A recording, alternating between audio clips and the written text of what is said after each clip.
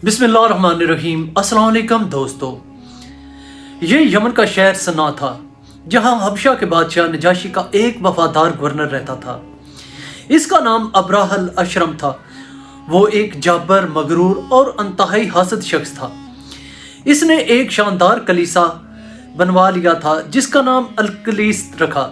इस कलीसा की तामीर का मकसद अरबों की हकीकत को खाना काबा से हटाकर यहाँ लेकर आना था।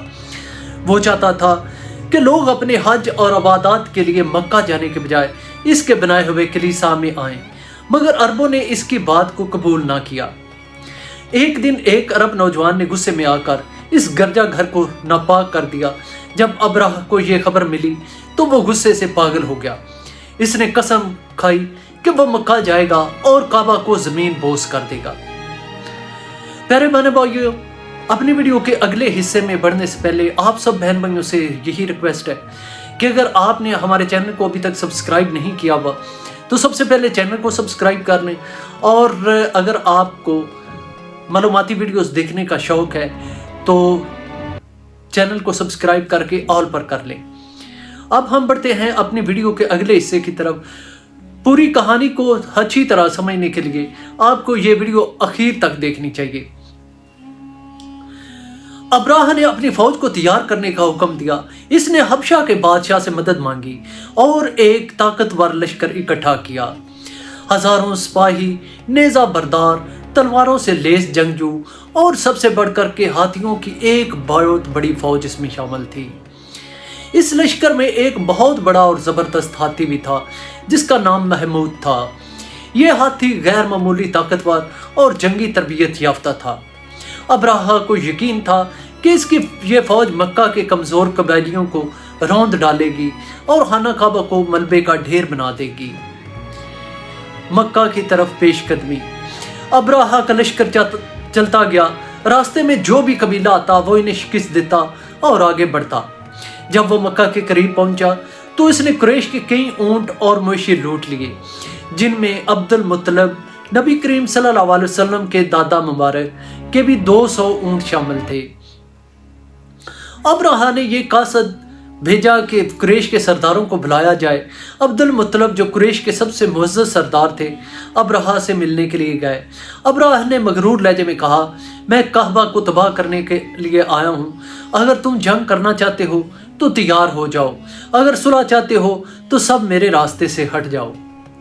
अब्दुल मुत्तलब ने तहम्मुल से जवाब दिया, हम तुमसे जंग नहीं करेंगे क्योंकि हम कमज़ोर हैं, लेकिन याद रखो ये घर अल्लाह का है और वो खुद इसकी हिफाजत करेगा। ये सुनकर अब्रा हंसा और कहा, तुम्हारा अल्लाह कैसे बचाएगा? मेरे पास हज़ारों फौजी और हाथियों की ताकत है। अब्दुल मुत्तलब ने सिर्फ एक बात कही, मेरे ऊंट मुझे वापस कर दो, बाकी मेरा रब जाने और इसका घर।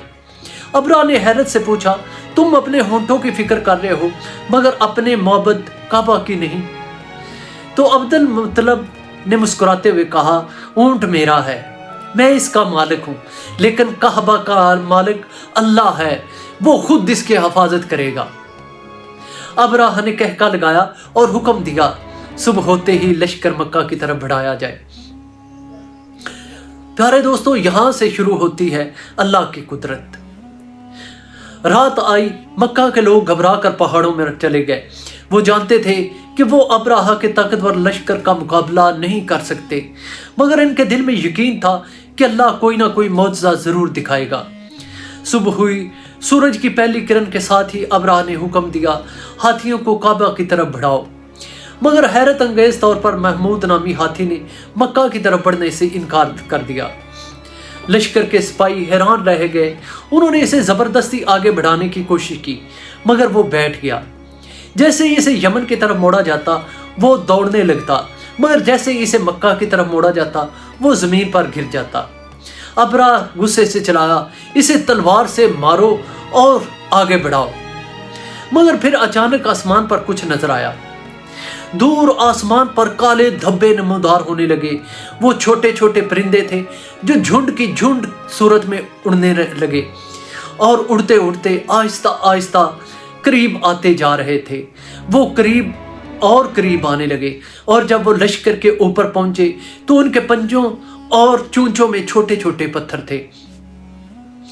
ये मामूली पत्थर नहीं थे, ये अल्लाह की भेजी हुई अजाब की कंकरियां थी। अब अबाबिलों ने वो कंकरियां बरसाना शुरू कर दी। जो कंकरी जिस बात सिपाही पर गिरती वो इसे चीरती हुई आर पार हो जाती। कुछ के सर फट गए, कुछ के सीने छलनी हो गए, कुछ तड़पते हुए गिरने लगे। प्यारे दोस्तों, अब्राह का ताकतवर लश्कर चंद ही लम्हों में मौत की घाट उतर गया। अब्राह का अंजाम, अब्राह भी जख्मी होकर भागने लगा। वो अपने बचे खुचे सिपाहियों के साथ यमन की तरफ दौड़ने लगा, मगर अल्लाह की कुदरत ने इसे नहीं छोड़ा। इसका जिस्म आहिस्ता आहिस्ता गलने सड़ने लगा, इसके जख्मों से पीप बहने लगी और वो भी तड़प तड़प कर मर गया। अल्लाह पाक ने ये मौजज़ा कुरान पाक की सूरह फील में यूं बयान किया है, क्या तुमने नहीं देखा कि तुम्हारे रब ने हाथी वालों के साथ क्या किया? क्या इसने इनकी चाल को नाकाम नहीं बना दिया और इन पर परिंदों के झुंड भेजे जो इन पर पक्की हुई मिट्टी के पत्थर फेंक रहे थे? बस इन्हें ऐसा कर दिया गया जैसे खाया हुआ भूसा हो। प्यारे दोस्तों, ये कहानी हमें सिखाती है कि अल्लाह की ताकत के आगे दुनिया की कोई ताकत कुछ नहीं कर सकती। वो जिस चीज़ की हिफाजत करना चाहे कोई इसे नुकसान नहीं पहुंचा सकता। ये अल्लाह की शान थी किसने अपने घर की हिफाजत खुद की, और ये अब्राह का गरूर था जो कि खाक में मिल गया।